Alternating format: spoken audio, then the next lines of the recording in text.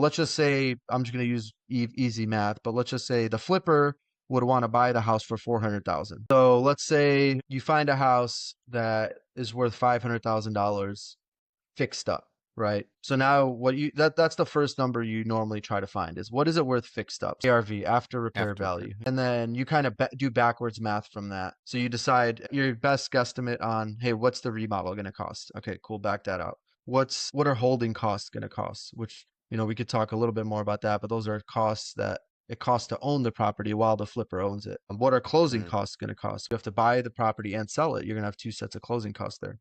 So then you pretty much do this backwards math on like, hey, this is what the flipper is going to have to pay. This is what they're going to sell it for. So, and then they're going to want to make a profit. So let's just say, I'm just going to use easy math, but let's just say the flipper would want to buy the house for 400,000. So after repair value is 500, the flipper wants to buy it for 4. And then me as the wholesaler, I have to make a little bit of money. So what I do is now I offer a little bit less than that 4. So I would offer, let's say 390. And then me and the seller, let's say, come to a deal at 390 and I get it in a contract for 390.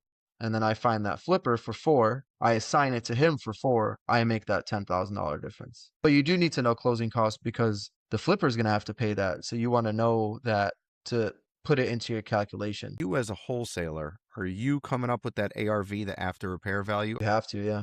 Okay. Because then do you reach out to people that you know that are flippers and be like, hey, I got this place for 400. All you need is 40K in it. And you have an ARV at 500K.